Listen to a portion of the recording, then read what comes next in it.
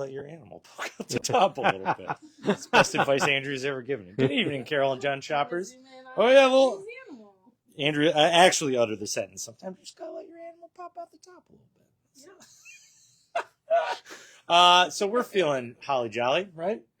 Merry Christmas. John Shears, he's winning the t-shirt contest this year. Oh, thanks to Misty. Andrew's got a killer cardigan. And animal, my standby for holiday because I couldn't find my AT&T Christmas shirt. But good evening, everybody. I hope everybody else is wearing cool t-shirts. I'm feeling great. I honestly am. We had such a fantastic Saturday. Our holiday party was the culmination of a beautiful week of charity and fun. I had fun selling comics last week. There's nothing like someone who coming in to shop for somebody else who kind of knows what they like and kind of doesn't, and you get to kind of describe a story to them for the first time. And have them be excited. And have them be excited. Like, ooh, I'm going to read this before I give it to them. You know, I really enjoyed last week. Everybody who attended our holiday party, thank you so much for being here. Nothing got really that weird. Yeah, no, it was great. That one guy, that one lady, that was about it. And, yeah. But yeah, it wasn't even that weird. It was like an expected amount of weird. We got to see some kiddos who have grown up and come to the party now that they're old enough and hang out with them. And got to see Misney. Yeah, Tim Misney was here. Yeah. Like, that's how you know it was a freaking party. So. Right. So that was awesome. So thank you, everybody who attended. If you didn't get a chance to, take my word for it. It's worth your Saturday before the holiday to come party at the comic shop next year. Big time. So really, I don't know what else to say. It was. Bring your whole family next year. Bring your fam. I know. Carrie brought strangers. Which is awesome. They had no idea what they were getting into, so that was great. Thank you for everybody who contributed artwork. I already got to talk to a lot of the artists personally, but really out loud, like, what a spread of artwork this year. It's second to none. Again, every year topped it. And of course, we hit our donation number and then some. I was telling these guys a story about trading in our wad of fives at the bank that was like hurting my hand. I had to hold it. It was gigantic, but really not enough good things to say, or too many good things to say, too little time. But we can start with the week, right? Oh, big news though, as far as any back issue buyers go. If you need a last minute stocking stuffer of a classic Usagi Yojimbo or any odd Spider-Man variants or classic Captain Marvels, we got a little bit of everything. Some X-Men. I like that Grant Morrison issue X-Men. Is that first Phantom X right there? It is. So we've got a great spread of back issues on the wall and in the bins, and we added new dollar bins. The back issues are going to remain half off through the end of the year. So that's super cool. We love that because we get to make some room on the counter. What else is big news? Anything? We'll see them before the new year. So we're open tomorrow, 12 days. Oh, yeah, we are open tomorrow. I'm going to hang out and close the shop. Andrew's going to try and hang out with me. We'll see if the guy who needs to be here shows up, and we'll be here to sell you some sweet comics till 8 on Christmas Eve. And then I'm going to spend the next day eating bacon and hanging out with kiddos. We still have our holiday posters. Thank you for everybody who picked them up, hung them up, enjoyed them. But if you're coming in the shop tomorrow, probably through the rest of the year, if I had to guess, grab our holiday poster with any purchase thing. But I think we're good to head to 3 things this week. Yeah. I said the word spread earlier. Speaking of a spread, I'll tell you what, people. We decided to theme our 3 things this week, very food-oriented. Everybody's probably either full or on their way to full right now. And we got a meal. We got a meal of a table for you. So our first thing this week is turtle soup. We're real jazzed about it. We love a new turtle, number one. We're trying to find a turtle shell-shaped gong to replace the spawn gong. But for now, we will settle for enjoying the heck out of TMNT Battle Nexus number 1. This is going to be weekly.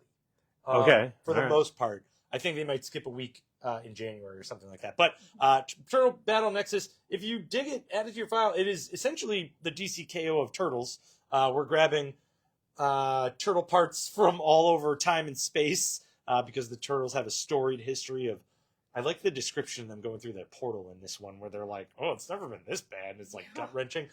They are sucked into an all-out brawl, pitting probably eventually them against each other, but for now, them against nemesi that they have not seen in a while, that were drawn differently, that were They said they're gonna pull from like the whole Turtles history, all Turtles media for allies and villains. That's awesome. So Yeah. plain old fun Turtles book, to be honest with you. Sometimes I get lost in Turtles story. I don't know when they weren't in New York or who's dead or not and that kind of thing. This is core 4 fighting everybody. Yeah. It's really cool. It was a Yeah. fun little read. Next thing this week, the entree, our main course from DC. I have an example book in my hand, but truly does no justice to the entire DC week, which John Shear will happily share with you. I will run it down quickly. Is that we have 4 DCKO tie-ins and 3 absolute chapters. That is awesome. That is a lot to devour. And we did it today, and we loved it every second. I ate it up. So good. Ate it up. I will tell you this about Red Hood vs. Joker while I have it in my hand.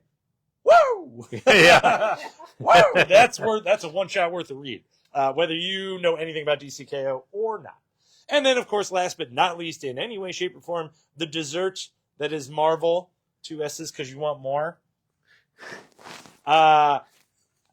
Highlight of the dessert from Marvel being the Will of Doom. This is the last will and testament of Dr. Doom presented to you since the end of One World Under Doom.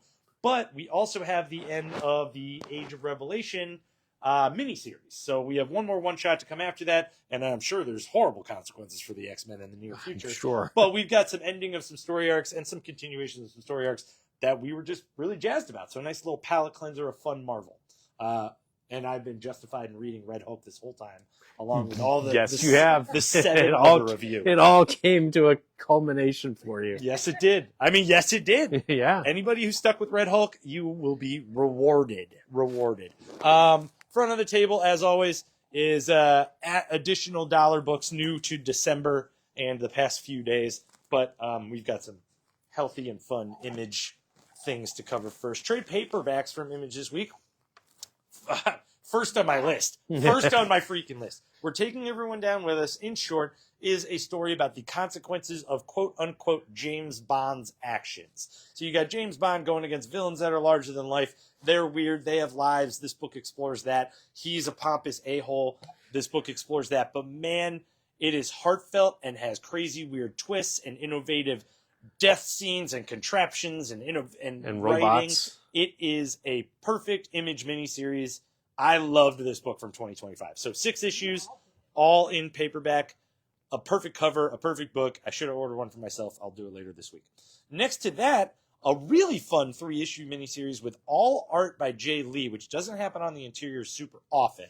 It's essentially a Vegas story with intersecting paths of violence, bachelorette party, hitmen, crazy circuses of crime. It's really weird and cool and pretty sexy, on purpose. Next to that one, we've got the most recent trade paperback for Lazarus. They've been doing quarterly one-shots. So this is volume 8 in the whole lexicon of Lazarus. And then single issues. First one up is issue 5 of the Hyde Street Story Sisterhood. That's cover A. And that one's cover B.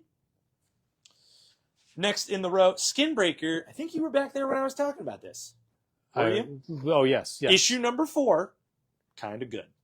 Which, issue number 1 through 3, not our cake. Kirkman wasn't doing it for us in issue 1 through 3. I believe issue number 4, if done correctly, could have been issue 1, and I would have been hooked from the beginning. But here we are in issue number 4. If you want to give Skinbreaker a shot, we do have issues 1 through 3 in stock, I think. I don't know what's in stock anymore after a Christmas party at all. Well, there is cover A. Here's cover B by Tony Moore, which is pretty cool. 1 in 10 variant for $8, which after reading the book, fantastic cover, honestly. And then a 1 in 25 variant for $10 right next to it. we have issue 2. Here's the next one. It's kind of fun, but we have one of them, and I'll tell you why. So Image decided to do a stocking stuffer blind bag cover. We have one available because they are $20.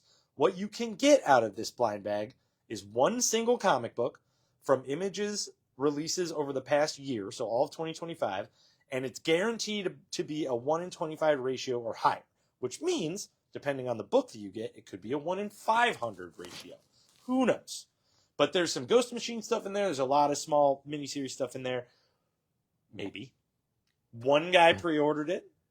And now there's one available on the table. So if you want to have a ball with that one, give yourself a present, I say get it, unwrap it. But it's not available anymore, so we have one.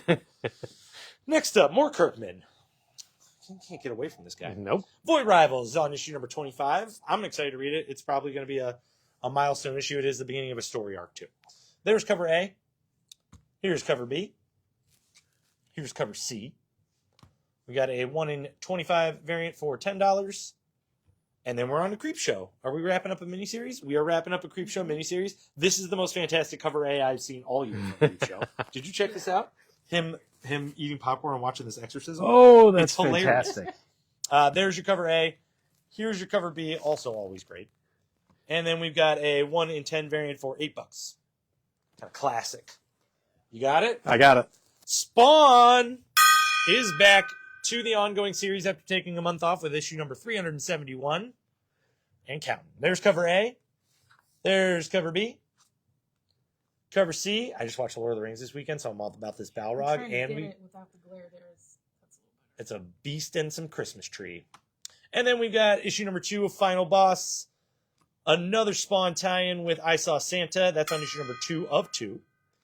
And a one-shot from Image called The Gray Lady that I'll be quite frank with you, Andrea and I did not enjoy. It is a ghost story.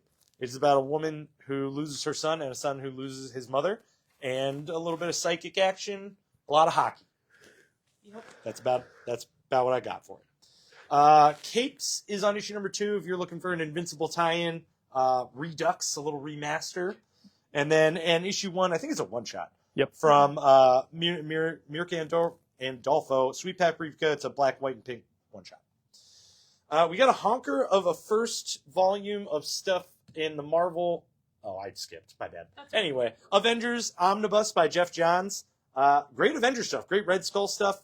Rick Remender has a backup story in there somewhere. Some Kang stuff. A good era of Avengers leading up to Disassembled. Thank Yeah. you. Which is arguably our favorite era of Avengers collectively. Yeah.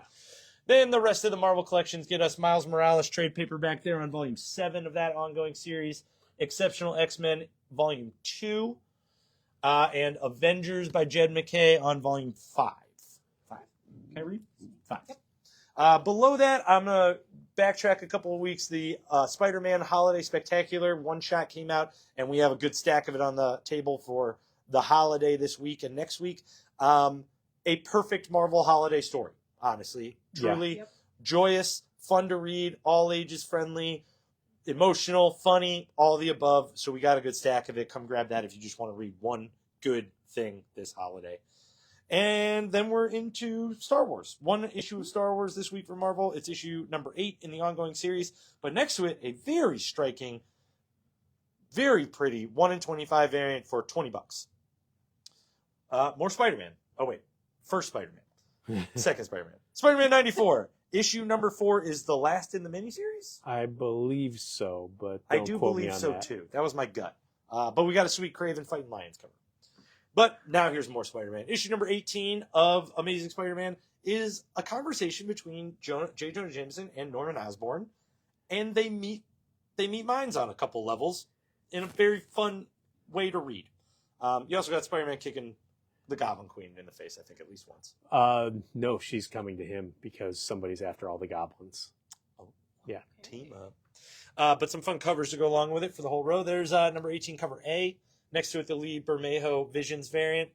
Cover B, spoiler, Gwen Stacy dies. What? Kevin goes, I said it like under my breath while I was processing books, and Kevin just goes, oh, she dies? And like for a second, I was like, are you kidding? For a second, you got me. Next to that one, cover C, you got a little winter weather variant. And then next to that one, a 1 in 25 variant for $10, which I like a lot. It looks like my library. It Different does, goblin, yeah, but yeah. different goblin. Now we're getting into the Age of Revelation wrap-ups. This is Cloak or Dagger number 3. Next, though, in the middle of the table, Undeadpool number 3, written by Tim Seeley. Take it from me. I've read a lot of Deadpool. This story is well written and wraps up with a nice little gut punch. A good one. So a couple of these Age of Revelation books have really gotten me interested in what this Omega issue, this bookend issue is going to do, because it could be really, really fun if pulled off. There's your cover A. Here's your cover B for Undeadpool number 3. And here's your cover C. I was looking at this. I was like, why did I put myself down for every variant? I was like, oh, because they're all Because cool. they're good. Because they're all cool. Also wrapping up Expatriate X-Men. That's on issue number 3. We've got 2 covers for that one. Cover A, and next to it, cover B, which I really enjoy. It's a good one. Yeah. And Kamala shows up in on Deadpool, too. Does in she? a big way. Okay. In a big way. All right. Last one wrapping up from the Age of Revelation and X-Men this week is X-Vengers, issue number 3. One that I did not follow. Wasn't my cup of tea. There's cover A. Here's cover B. And here's cover C. Continuing a new story arc, we got Marvel's 1776 on issue number 2. There's some magic going on in timey-wimey land. I mean, Morgana Le Fay, don't F with look her. out. There's cover A. What up? Cover B. It's my namesake. It's not. And there's cover C. Back to the middle of the table is a fun one. It's the... Almost feel like we should have a post-it note. It's fine. It's fine. It's not very wintry. Marvel Winter Break Special is a fun little story about them trying to save the Savage Land from Roxxon's fixing it with climate control, and they turn it into a winter wonderland. And then everybody... There's a lot of discussion of wardrobe. It's a fun Marvel book, but essentially it's got a lot of pinups to it, and that's what it's all about. It's a sexy, fun romp. Right. It's like a little Weekend at Bernie's Marvel style or something. I don't know. I'm down with that. I'm There's down Deadpool with that. pinup. Yeah. There's a Ghost Rider pinup that is freaking Oh, rad. yeah. It is awesome. There's some sweet pinups in there, but they don't make a lot of sense. It is a one shot, and it's fun. Tim Seeley also writes that. See, there you go. There's cover A. Next to it's cover B, and Black Hat on cover C. Now the big stack on the table. A real fun wrap up to a series that we really enjoyed. The one shot, The Will of Doom, is the fallout of Doctor Doom disappearing from the face of the earth and releasing his will simultaneously. So you will get every bit of information you want about how this world is about to change with Doom no longer its emperor, and how the consequences of how he was taken down, and how the heroes kind of know what happened because they were right there, but the world does not understand why they don't have their benevolent emperor anymore. It's an interesting read. And also, if you read Red Hulk, I'm going to high-five you. There is cover A, strikingly awesome.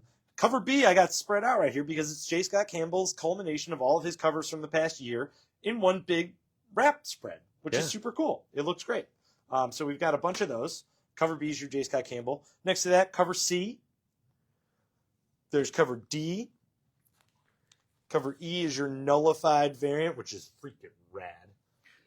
Cover F is your Disney Stitch holiday variant.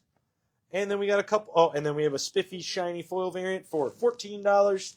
And next to that, the 1 ratio book, the 1 in 25 for $10, which is even cooler now that I know what Red Hulk gets up to. Yeah. Then I get to talk about DC. And not a truck ton of DC books, but every one of them's fantastic. So we have KO, the next, it's the All Fight month. We have lots of KOs. This ends this round 2, like the second bracket. So round 6, it's Flash number 28. It's Jay Garrick versus Guy Gardner, and it is as good a book as you could hope for in one of these. It's freaking violent too. So yeah. I was reading it and I looked up at Andrea. I was like, that guy just got cut in half. Oh yeah. And she was like, are you asking a question? No question needed. He did get cut in half. All right. And then round 7, Luther versus the Demon. And I mean, we all know who's going to win it, but man, what a way to win. When the Demon just like goes all out, it's fantastic. What a way to win. And then round 8, Red Hood versus Joker. It is as knockdown, drag out fight for 3 rounds as you would ever hope for to see Jason Todd versus the Joker. Like, there are stabbings and shootings and bludgeonings and the only thing it's missing is like a disfenestration, like somebody getting thrown through a window. But everything else, there are no holds barred. It is as good a Jason Todd book as you would want from this. Like, I didn't know what to expect. I kind of thought like they could phone this in. I mean, it's a fight we all want to see. Yeah. No matter what. I'm so freaking stoked that it was worth the wait. I'm having a ball with DCKO. Yeah. And like, I am enjoying every little bit of it. I don't know what the consequences are, and like, it doesn't matter. It's like issue by issue. It's just freaking fun. Yeah. It's just really fun. And then, so we've got 2 covers for that one. There's your cover A. There's your Guillaume March cover B. And then interlude-wise, Justice League Unlimited, issue 14. This is the one where they're all in hell trying to figure out like what Necron's doing. And as each issue happens, more people from that team just keep dying. Oh, really? Oh, yeah. Cool. So, yeah, they're like, finally, somebody didn't die. And then, nope. Oh, And you're just like, ah. Now's a good time for me to mention that our distributor succumbed to some holiday stress, it seems, and we are missing some cover A's from the table this week, you'll notice, but they have been requested for replacement or reordered or what have you. So if you are missing a cover A that you'd like to claim, please feel free to claim it. We'll have them come back in one way, shape, or form, maybe at some point, Lunar. Please. Yes. Please. Yeah. So, Please. so we'll call this will be cover B. Cover C is your spiffy, shiny, glow-in-the-dark variant. Yeah. Is that Aquaman? That is Aquaman. Yeah. He's looking With mean. Mr. Terrific and, yeah. How, Mr. Terrific standing in front of those two feels... It's because they want the glow-in-the-dark T-sphere balls. Yeah. But then we got Absolutes. So Absolute Wonder Woman, issue 15. It is the first team up between Absolute Batman and Absolute Wonder Woman, and it is as good a team up as you could ever hope for. The best thing about it, I'm going to hold it up, is the fact that Absolute Batman actually takes the time to listen. It is the team up is perfect, but man, like, there's none of that, like, oh, we got to fight before we team up. No. She comes in, she's like, here's what I have. And he's like, let me listen to what you've got going on. It is perfect. Mm-hmm. Absolutely perfect. Mm-hmm. So, yeah. Nope, couldn't have said it better myself. It's classic, though, too. Like, you have the elements of a classic team-up, and it's very entertaining and familiar to us. But just this fresh take on continually making Batman, having this Absolute Batman with his own identity that stands out but doesn't smack you in the face, it's beautiful and perfect. Yeah, and it's in an Absolute Wonder Woman book. Perfect. Yeah, Way to go. The first team up of the Absolute Universe. Yeah. So we have a couple covers for that. There's cover A, there's cover B, and there's cover C. Absolute Martian Manhunter is back after their little hiatus. Woo! So issue number 7, another page where you have to hold it up to the light to see the back. So as good of an Absolute book as you can want. But Absolute Superman number 14, I'm gonna hold this up. Fantastic. This is the end of the arc. The end of the whole first story arc is right here. And if you have been like on any sort of edge about Absolute Superman, this will push you into, you have to read Absolute Superman. Mm-hmm. It is essential reading. It is as heartfelt, as violent as, like, Ra's al Ghul is the perfect villain for Superman to fight in this first run. Absolute Brainiac is amazing in it. And just the absolute heart that is in this book is everything you want from a Superman book. It is everything I want from this line. It is as beautiful a final, like, story piece, and legitimately could have just ended right here. They could have done 14 issues and said, okay, we're done. I agree, actually. And you could have done it like an Earth 1 kind of thing and picked it up a couple of years later or whatever.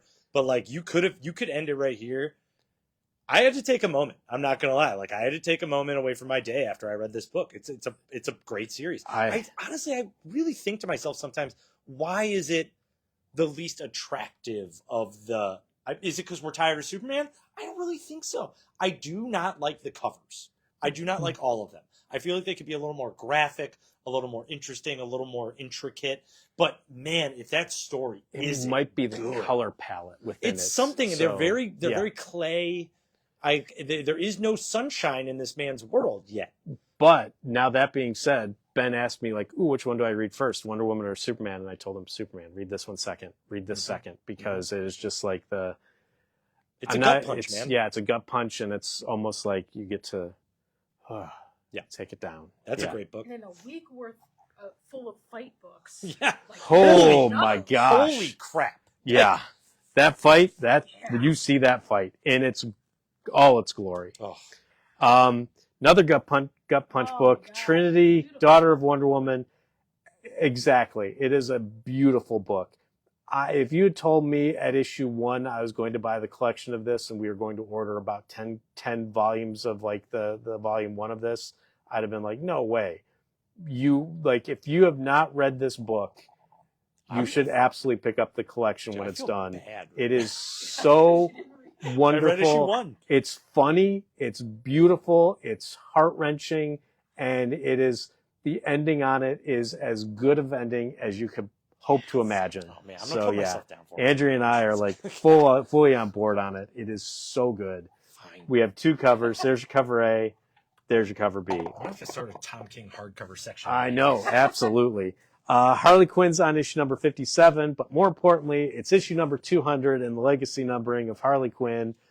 2 stories in there. The first story is an All Dodson story, The Secret Origin of Harley Quinn. So you get that, and then you get the actual like main story takes up like 2/3 of the book. It's wonderful. It's a great anniversary issue for Harley. There's your cover A, and there's your cover B.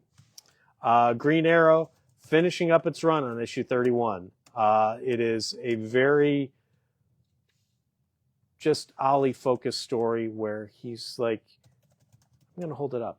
There's a past story, there's a future story, like not future, but like present story, and both done really well where Ollie sort of talks about just like being a superhero and what that means. And sometimes it means just listening. And it's wonderful. It's a good little end to this thing. You can just read this on its own and just be happy. So good. And then we got Justice League vs. Godzilla vs. Kong, penultimate issue number 6. There's a lot of fighting going on and a lot of different worlds.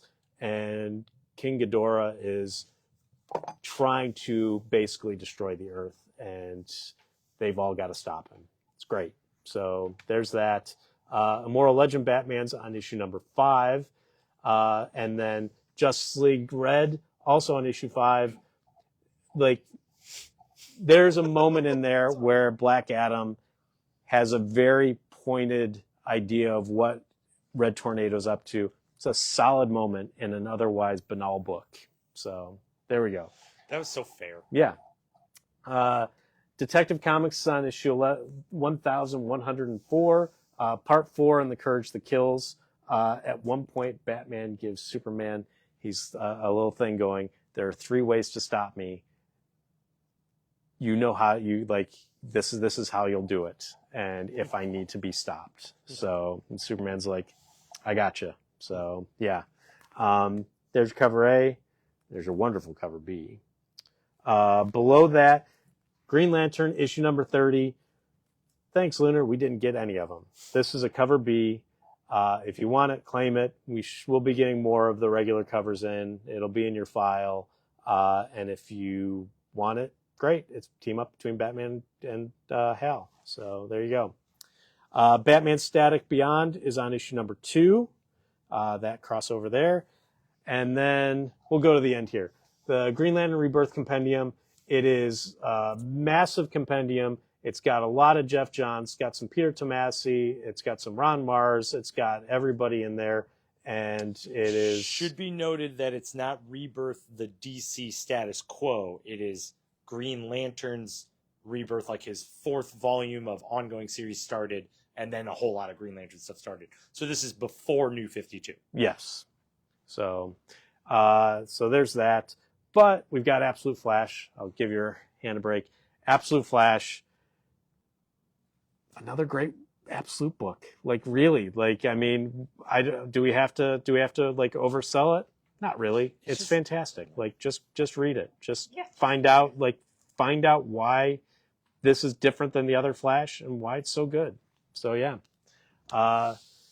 we have a soft cover and we got a hardcover. And then if you're like, I just want regular Flash, there we go. We've got that, and this is volume 4 in the regular Flash series. Next to that, Madman Universe Library, Volume 2.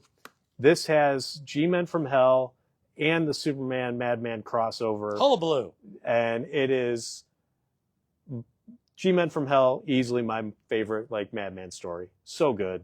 And all in one big giant library edition. Everything in that volume's good. Yeah. Red Book from Dark Horse on issue number 3. Powers 25's on issue number 4. Nocturnal's The Sinister Path finishes up with that one. That's issue 4 of that. There's cover A. And then Adam Hughes did a cover B. Oh, fun. Yeah. H.P. Lovecraft's Shadow Out of Time. This is a manga of H.P. Lovecraft's adaptation of Shadow Out of Time. And man, I flipped through it. This sucker is dense. Holy cow. Like, it feels like the absolute, novel in graphic novel form. Like, good job. I was wondering how it would translate when I saw it on the list. Holy cow. The future is 6 dots, and it's volume 1. It's a comic for hackers. Yeah, there you go. Comic for hackers. Made by hackers. Return to Sleepy Hollows on issue number 2 from IDW. Godzilla Escapes the Dead Zone is on issue number 5. But TMNT Battle Nexus, we talked about it at the beginning. We're going to talk about it here at the end. It is TMNT KO, like as good a book as you'd want from that, and also as good a book for the non-TMNT guy who just casually knows them or has just watched a movie or a TV show without reading a comic. Yeah. It's fun. Like, they handed it to me, they're like, read it, and I'm like, okay. And by the time I got to the end, I'm like, yes, thank you. Like, do I know who all those people are? No. Do they present to me enough about them character-wise that I need to know? Absolutely. Yeah. It's just, and they're colorful, and they're in the right story, the right amount. And they tell us exactly what you need to know in order to enjoy it. So, like, what, this lady with a clock in her head is timey-wimey? Got it. Got it. Done. Yep. So there's your cover A. There's your cover B. Gotcha Man is on issue number 15 from Ad Cave. Hello Darkness is on issue number 17. Amazing Man, cover. it's so Amazing. good. Every one of them are so good. Red Sonja's here a week early, but good for them. New Year's special 2025. Get out. There's your cover A. There's your Shanmeyer cover B. I don't think I noticed that. Fire and Ice from the Frazetta verse, like movies and stuff like that. This one's written by his daughter, and it's Necron, and it's issue number 1. It's a one-shot. Is it a one-shot? Okay, there you go. Thundercats is on issue number 2. 22. Sorry. 2-2. Don't know where my head was at. Hornsby and Halo issue number 13. End of an arc. Maybe one of my favorite underrated Ghost Machine books. I really do like this. Oh, yeah, a little sleeper for you? It is. I'm fully caught up. Oh, that's fun. Yeah. So there's your cover A. There's your cover B. Rockefellers, not fully caught up. It's on issue number 11. Good cover, though. These can now be found in our all ages section. Yeah. Maleficent's on issue number 3 for the Disney villains. Lion King's on issue number 2. And Stitch is on issue number 4. So happy there's consistent Disney books now. And right below that, we have a couple of returners. Sensation Comics was 138? 38. Oh, 38. The facsimile edition, just a wonderful little Christmas cover to have on the table. And if you missed it, Batman, Deadpool, there they are. There they are. Below that, if you need a last-minute gift, these magic sets based around Doctor Strange and Spider-Man, respectively, are fun. They're little magic instruction booklets. They've been floating around the back room for a while. I think they're originally like $60, and they're $20. So if you want to grab one of those for a kid, I think they'd have fun with it. And we're done. I'm going to take my mouse, and I'm going to go home and make some pickles. I'm going to wrap some presents. So, John, you're yeah. gonna wrap some presents? Andrea, movie night? Probably gonna eat and fall asleep. Yeah. And that's Christmas. Don't forget, we will be open until 8 o'clock tomorrow night. Come visit Andrea and I, say hi, and then go enjoy your holiday. Have a wonderful rest of your Tuesday evening, and we'll see you tomorrow for your comic book.